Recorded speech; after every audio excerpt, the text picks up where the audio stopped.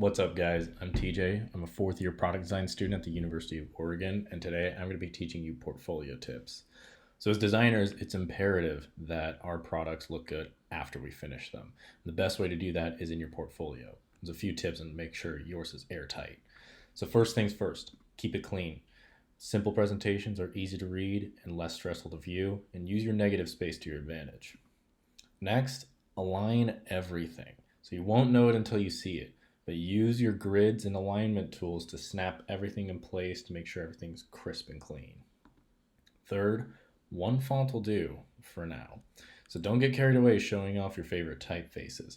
Just stick to one, and then when you learn some more advanced typography, maybe you can introduce another. And finally, we want to see how you did it. So designers know that there's more to the story than just the finished product, and we want to see how you got there, no matter how messy it was. Okay, so I have an example portfolio here and it's looking pretty bad. But before we get into it, I want to go over some essentials. So I'm using an 8.5 by 11 sheet of paper as my slide size. This is an easy to work with, printable paper. You're going to use it all the time. You cannot go wrong with it as a high school student. Now let's talk about themes. Simple light and simple dark only. Do not use any of these fancier templates available. Reviewers are going to know right away if you're using a template. It's a guaranteed way to make sure you don't get the job or you don't get into the school that you're looking for. All right, let's go to work. So first things first, these lines need to go. I have way too many high school students send me their portfolios for review, and they have all these cool graphics, but nothing's aligned or the colors are bad, and there's just too much going on. When in doubt, get rid of it. So already we're looking a lot better, a lot cleaner. I like these two lines. We're going to keep them, we're going to copy them and use them as a graphic element throughout our presentation. So let's present Jared's sneaker. We can do a lot better than this. So the first thing we're going to want to do is try to line up the top of the S with the top of that image. Unfortunately, there's no snaps available to you. The text box won't snap down to the top of the S, so just use your best judgment. There's a principle in typography at work here called overshoot. Unfortunately, Google Slides doesn't have something to help you with it.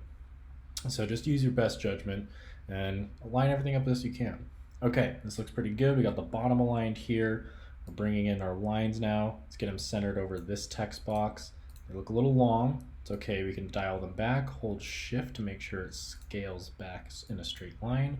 Can delete the top one, copy and paste this guy, move him up here so that way it's the same on the top and the bottom, and it runs right through. You already have everything center aligned, looking a lot better already. Let's talk about my favorite principle, typography. So this actually happened to me. I had a student who sent me her portfolio and she was using 2 serifed fonts in it. We're not doing that. One font.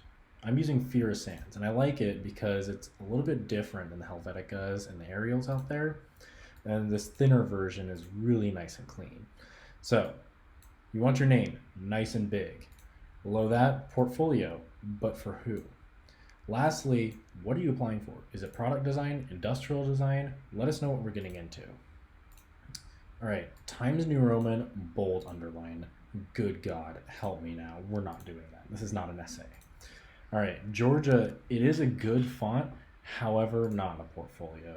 So Fira will be our choice.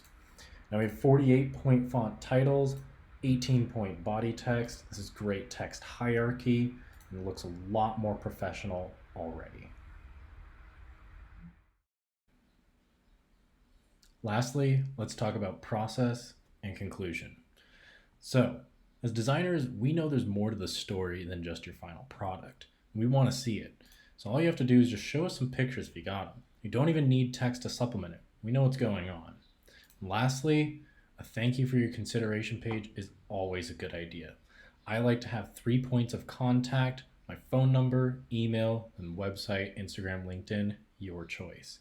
You also want to make sure it's graphically mirroring your title page. It's the best way to wrap it up.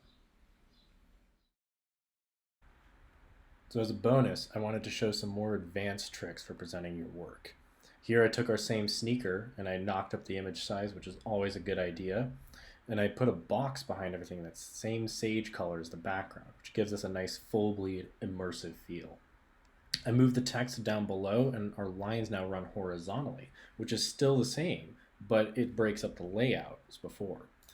In this presentation, I have a more dialed up graphic look, but it's still reserved. And we'll use this black triangle to point out our projects along the way. Down here, there's an optical illusion going on. It looks like there is a mint green box that ends on each end of the nameplate. But in reality, the text box here just has a white fill and is placed over it. And I applied that same principle, but with that sage green box effect.